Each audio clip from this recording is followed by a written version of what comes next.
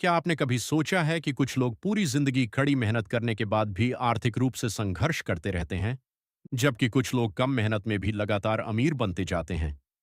बचपन से हमें अक्सर यही सिखाया जाता है, अच्छी पढ़ाई करो, अच्छे नंबर लाओ, एक अच्छी नौकरी पाओ और फिर खूब मेहनत करो। लेकिन सवाल यह है, क्या सिर्फ अच्छी नौकरी और मेहनत करना ही आर्थिक स्वतंत्रता का रास्ता है? यही सवाल उठाती है दुनिया की सबसे लोकप्रिय पर्सनल फाइनेंस किताबों में से एक, रिच डैड पुअर डैड, जिसे लिखा है रॉबर्ट कियोसाकी ने। यह किताब रॉबर्ट कियोसाकी के जीवन के दो अहम लोगों पर आधारित है। एक थे उनके असली पिता, जिन्हें वे पुअर डैड कहते हैं। वे पढ़े लिखे, ईमानदार और सरकारी नौकरी करने वाले व्यक्ति थे। दूसरे थे उनके दोस्त के पिता, जिन्हें वे रिच डैड कहते हैं। वे ज्यादा पढ़े लिखे नहीं थे, लेकिन पैसा, बिजनेस और निवेश की गहरी समझ रखते थे।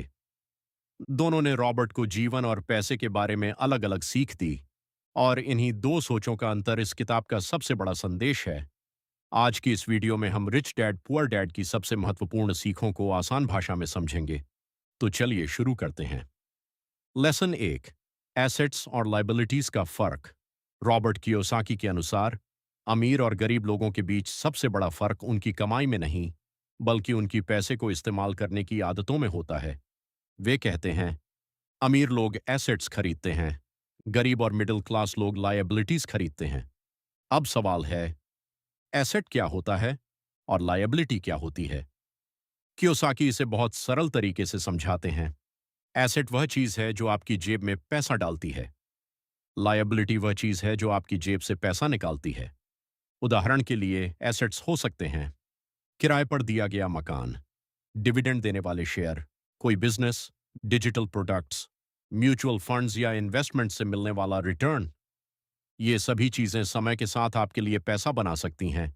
वहीं लायबिलिटीज हो सकती हैं क्रेडिट कार्ड का कर्ज, कार लोन, महंगे गैजेट्स, ऐसी चीजें जिनकी ईएमआई लगातार भरनी पड़े। Show practical example. मान लीजिए दो दोस्तों के पास 50,000 रुपए हैं। पहला दोस्त उस पैसे से नया मोबाइल खरीद लेता है। दूसरा दोस्त उसी पैसे को किसी अच्छे इन्वेस्टमेंट में लगा देता है। 5 साल बाद मोबाइल की कीमत लगभग खत्म हो जाती है, लेकिन इन्वेस्टमेंट बढ़कर कई गुना हो सकता है। एक चीज ने पैसा खाया, दूसरी चीज ने पैसा बनाया। यही एसेट और लायबिलिटी का असली फर्क है। लेसन दो, रैट रेस से बाहर निकलना। Show hamster wheel animation. किताब का एक और बहुत प्रसिद्ध कॉन्सेप्ट है रैट रेस। रैट रेस का मतलब है, काम करो, पैसा कमाओ, बिल भरो, फिर और पैसा कमाने के लिए और ज्यादा काम करो, और ये साइकिल लगातार चलती रहती है। Show salary expenses salary loop. जैसे ही आपकी सैलरी बढ़ती है, आपके खर्चे भी बढ़ जाते हैं। बड़ी कार, बड़ा घर, महंगे कपड़े, नई ईएमआई, नया लाइफस्टाइल, और फिर उसी लाइफस्टाइल को मेंटेन करने के लिए पहले से ज्यादा काम करना पड़ता है। कई लोग पूरी जिंदगी इसी साइकिल में फंसे रहते हैं। कियोसाकी कहते हैं कि असली समस्या कम सैलरी नहीं है। असली समस्या यह है कि लोग अपनी इनकम को एसेट्स में बदलना नहीं सीखते। इसे एक आसान एग्जाम्पल से समझिए। कल्पना कीजिए कि आपको रोज नदी से पानी भरकर घर लाना पड़ता है। यह नौकरी करने जैसा है। अब कल्पना कीजिए कि आपने नदी से घर तक एक पाइपलाइन बना ली। अब पानी अपने आप घर आने लगेगा। यह एसेट बनाने जैसा है।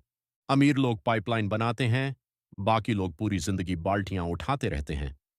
रैट रेस से बाहर निकलने का रास्ता यही है, सिर्फ इनकम बढ़ाना नहीं, बल्कि ऐसी चीजें बनाना जो आपके लिए इनकम जनरेट करें। लेसन तीन, फाइनेंशियल एजुकेशन की ताकत। Show books, charts, business visuals. Robert Kiyosaki का मानना है कि स्कूल हमें नौकरी करना तो सिखाते हैं, लेकिन पैसा संभालना नहीं सिखाते। हम सालों तक पढ़ाई करते हैं, लेकिन अक्सर यह नहीं सीखते पैसा कैसे इन्वेस्ट करें, टैक्स कैसे काम करता है, कर्ज से कैसे बचें, बिजनेस कैसे बनाया जाता है, वेल्थ कैसे क्रिएट की जाती है। Show split screen comparison. अब एक एग्जाम्पल देखिए। एक व्यक्ति महीने के 2 लाख रुपए कमाता है, लेकिन सब खर्च कर देता है। दूसरा व्यक्ति महीने के 60,000 रुपए कमाता है, लेकिन हर महीने डिसिप्लिन तरीके से इन्वेस्ट करता है। 10 साल बाद कौन ज्यादा फाइनेंशियली स्ट्रांग हो सकता है? संभव है, दूसरा व्यक्ति, क्योंकि पैसा कमाना जरूरी है, लेकिन उससे भी ज्यादा जरूरी है पैसे को संभालना और बढ़ाना। इसीलिए कियोसाकी फाइनेंशियल एजुकेशन पर इतना जोर देते हैं। किताबें पढ़िए, इन्वेस्टिंग सीखिए, बिजनेस समझिए, टैक्स और डेट के बारे में जानिए, क्योंकि जितना अधिक आप सीखते हैं उतने अधिक अपॉर्चुनिटीज आपको दिखाई देने लगते हैं। लेसन 4, पैसे के लिए काम मत करो, पैसे को अपने लिए काम करवाओ। Show passive income illustration. ज्यादातर लोग एक्टिव इनकम कमाते हैं, यानी जब तक आप काम करेंगे तब तक पैसा मिलेगा, काम बंद तो इनकम बंद। लेकिन अमीर लोग पैसिव इनकम बनाने की कोशिश करते हैं, यानी ऐसी इनकम जो लगातार आती रहे, चाहे आप हर समय एक्टिवली काम कर रहे हों या नहीं।